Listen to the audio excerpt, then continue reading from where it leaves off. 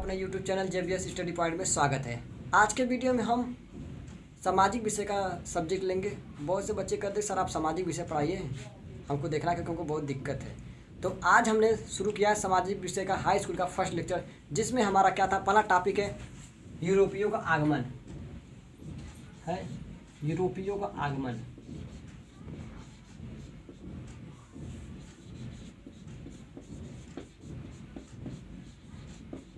अब देखिए, यूरोपियों का आगमन तो हमारा है पहला टॉपिक।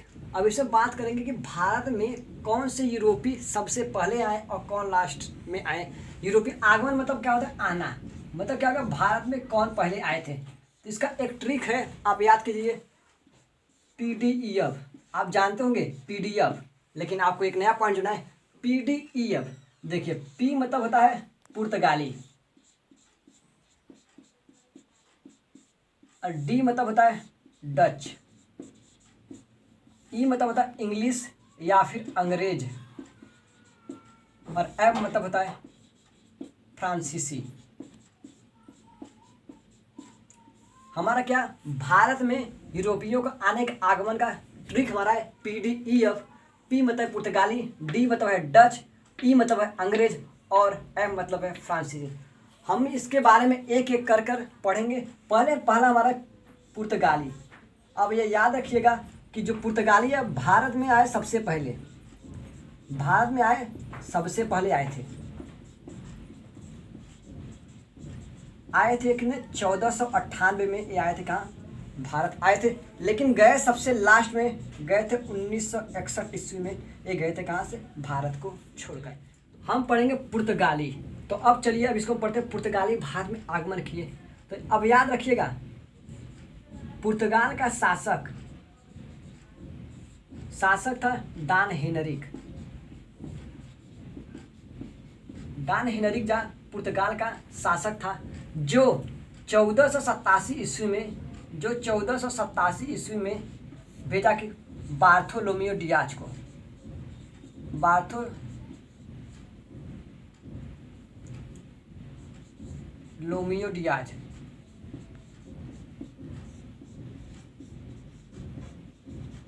जब ध्यान सुनिएगा, पुर्तगाल का एक शासक था जिसका नाम था डॉन हेनरिक। 1487 ईस्वी में बार्थोलोमियो डियाज को भेजा कि आप जाइए पूर्वी देशों के साथ व्यापार संबंध स्थापित कीजिए। अब हम जानते हैं कि पहले तो कोई रूट था नहीं, कोई रास्ता था नहीं, इसलिए क्या करते थे, सब पानी के जहाज से जाते थे, रास्ते को खोजते थे और बताते थे। तो बार्थोलोमियो डियाज जो है ये गया। क्यों गया, क्योंकि उसके शासक मतलब राजा ने क्या किया, बार्थोलोमियो डियाज को चुना कि जाइए पूर्वी देशों के साथ आप संबंध स्थापित कीजिए व्यापार के लिए। तो क्या हुआ, बार्थोलोमियो डियाज अफ्रीका महाद्वीप के दक्षिणतम बिंदु पहुंचा। अफ्रीका महाद्वीप के दक्षिणतम बिंदु पर पहुंचा,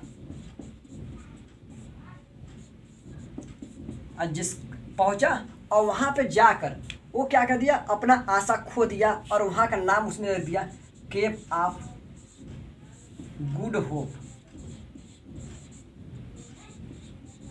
ध्यान सुनिएगा, बार्थोलोमियो डियाज 1487 ईस्वी में आया, अफ्रीका महाद्वीप के दक्षिणतम बिंदु पहुंचा, जिसका उसे नाम दिया केप ऑफ गुड होप, जिसका हिंदी में नाम है उत्तम आशा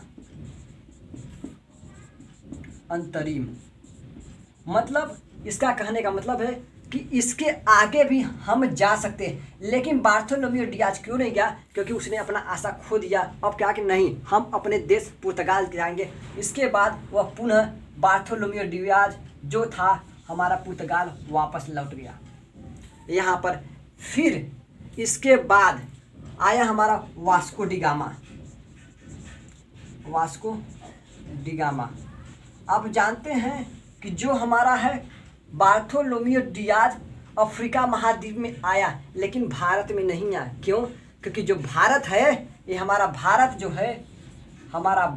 है एशिया महाद्वीप में है। लेकिन वो क्या किया, अफ्रीका महाद्वीप से ही वापस लौट गया। कौन, बार्थोलोमियो डियाज।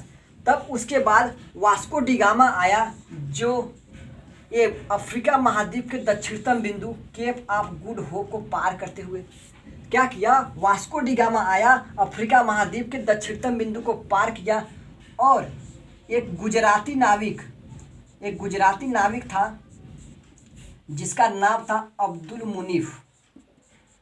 उसका नाम था अब्दुल मुनीफ, नाम था किसका, उस एक गुजराती नाविक था जिसका नाम था अब्दुल मुनीफ। इसका पीछा करते हुए वास्को डी गामा जो था अब्दुल मुनीफ का पीछा किया और 17 मई 1498 ईस्वी में कहाँ किया, कोचीन में आया, कालीकट। अब एक कालीकट कहाँ है, एक कालीकट केरल में है। अब देख रहे हैं कि हमारा वास्को डी गामा जो था वो भारत के केरल राज्य में एंट्री किया, बार्थोलोमेयो डियाज नहीं किया, क्योंकि वो अफ्रीका महाद्वीप से ही वापस लौट गया था। लेकिन वास्को डी गामा अफ्रीका महाद्वीप के दक्षिणतम बिंदु केप ऑफ गुड होप का पार करते हुए एक गुजराती नाविक अब्दुल मुनीफ का पीछा करते हुए 17 मई 1498 को कालीकट केरल पहुंचा। तो अब देखिए, जब वह केरल पहुंचा 17 मई को, तो केरल का उस समय जो शासक था जमोरियन था। ध्यान सुनिएगा, जब वास्को डी गामा केरल पहुंचा तो उस समय था केरल का शासक जमोरियन था, जिन्होंने क्या किया, हमारे वास्को डी गामा का इनका स्वागत किया। जैसे अब आ गए तो करें, एंट्री कर दिए तो जमहूरियन ने इसका स्वागत किया और हमारा वास्को डी गामा भारत में रहा। और फिर क्या किया, वो कुछ समय बाद कहाँ चला गया, पुर्तगाल वो भी चला गया, पुर्तगाल चला गया वास्को डी गामा। तो अपने साथ ले गया था कुछ भारत से जड़ी बूटी और ले गया था गरम मसाला।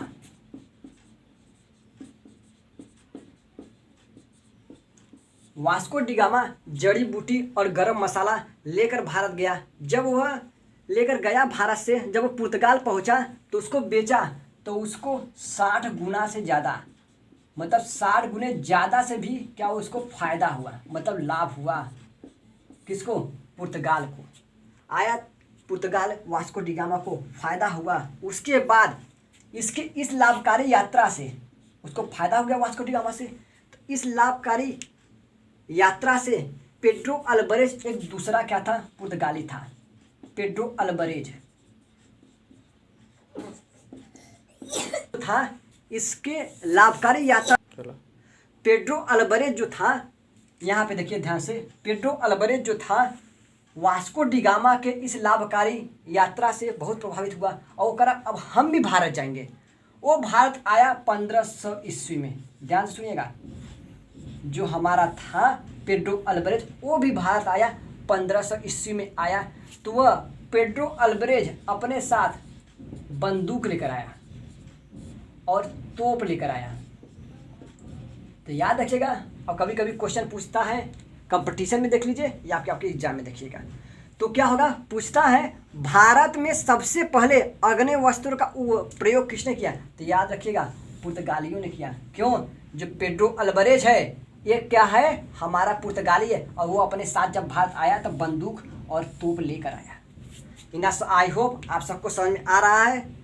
यदि आपको नोट्स चाहिए तो कमेंट कर हमको बता दीजिएगा, नहीं सर हमको नोट्स भी प्रोवाइड कीजिए, तो आपके लिए नोट्स भी प्रोवाइड किया जाएगा।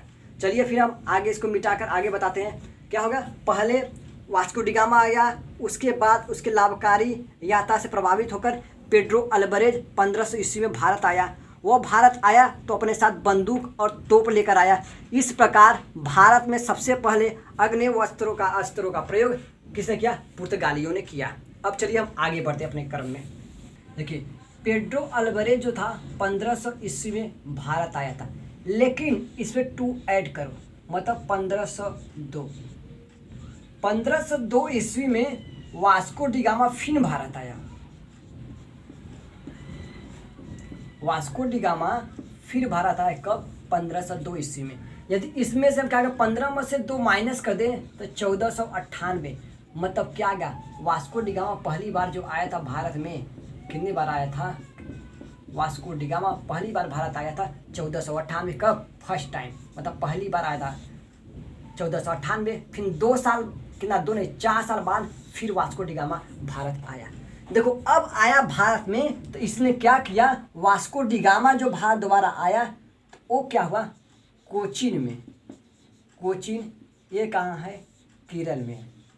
तो इस केरल में उसने क्या किया, एक अपना गोदान, गोदान जिसे हम कहते हैं क्या, फैक्ट्री, एक फैक्ट्री बनाया। किसने बनाया? हमारे वास्को डी गामा ने बनाया 1502 ईस्वी में। एक कोचीन में क्या दिया, एक फैक्ट्री बनाया और अपना यहाँ से व्यापार करना शुरू कर दिया, व्यापार का यहाँ से करना शुरू कर दिया।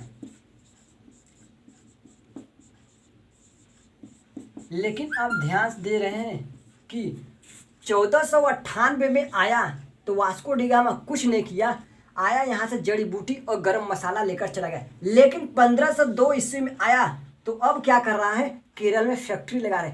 अब देखिए अब यहाँ पर जो है पुर्तगाली धीरे धीरे स्थायित्व करें। अब ये धीरे धीरे धीरे करते करते अब क्या करेंगे, भारत में अपना साम्राज्य स्थापित करेंगे। फिर ऐसे अगले क्रम में डच आएंगे, फिर उसके बाद हमारे आएंगे अंग्रेज आएंगे। ऐसे करते करते हमारे भारत को सब लोग गुलाम बना लेंगे। तो इस चैप्टर में हम ऐसे ही पढ़ेंगे, पहले पढ़े पुर्तगाली, अब ऐसे देखें अंग्रेज के बारे में, कैसे भारत को गुलाम बनाए और कैसे हमारे जो हैं महात्मा गांधी और बहुत से जो व्यक्ति थे इस भारत को आज़ाद कराया, हम पढ़ेंगे। चलिए पहले इतना आपको तो समझ में आ गया। अब आगे हम पढ़ते हैं। एक और था जिसका नाम था फ्रांसिस्को, फ्रांसिस्को डी अल्मीडा। ये फ्रांसिस्को डी अल्मीडा है। अब देखिए इसको हम जानते हैं क्या, पॉलिसी ऑफ ब्लू वाटर। ध्यान दीजिएगा, फ्रांसिस्को डी अल्मीडा एक क्या था, ये भी पुर्तगाली था, जिसे पॉलिसी ऑफ ब्लू वाटर के नाम से जाना जाता है, या फिर इसी का हिंदी में नाम है नीले पानी की नीति, पानी की नीति के नाम से भी जाना जाता है। क्यों? क्योंकि इसने क्या किया था, बहुत ही समुद्री मार्गों का या फिर अनुसरण किया था या फिर गया था, इसलिए इसका नाम क्या गया, नीले पानी की नीति या फिर पॉलिसी ऑफ ब्लू वाटर। इस जो हमारा फ्रांसिस्को डी अल्मीडा है, ये है भारत में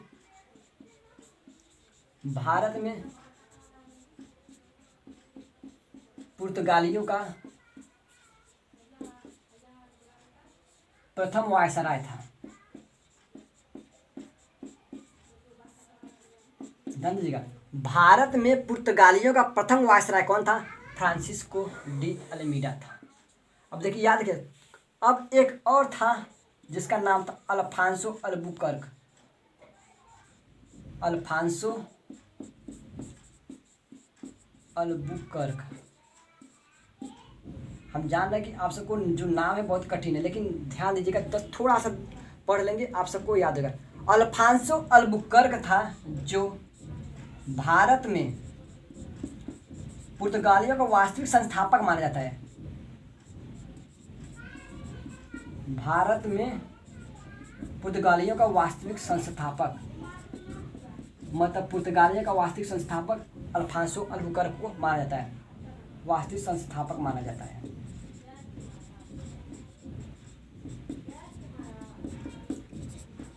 पुर्तगालियों ने अपना राजधानी बनाया कहाँ, पुर्तगालियों ने अपना राजधानी गोवा को बनाया।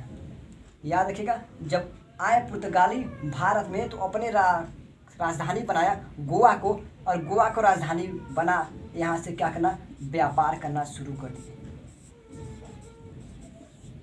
अल्फांसो अल्बुकर्क भारत में पुर्तगालियों का वास्तविक संस्थापक माना जाता है। इसने अपने राजधानी को क्या बनाया, गोवा बनाया और व्यापार करना शुरू कर दिया। अब याद रखिएगा 1515 ईस्वी में जो था अल्फांसो अल्बुकर्क की मृत्यु हो गई। ध्यान दीजिएगा, 1515 ईस्वी में अल्फांसो अल्बुकर्क की हमारी मृत्यु हो गई, जिसे क्या हुआ, गोवा में दफना दिया गया। गोवा में दफनाया गया।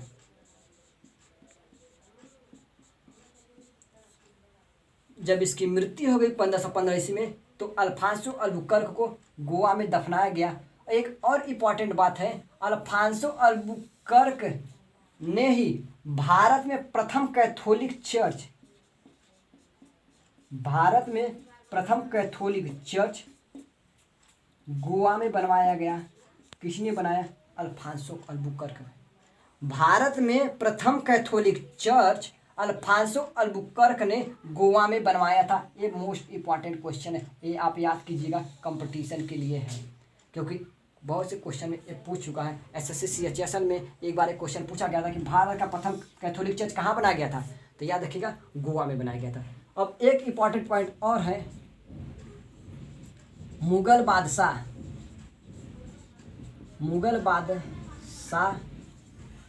कौन थे? जब बाबर थे।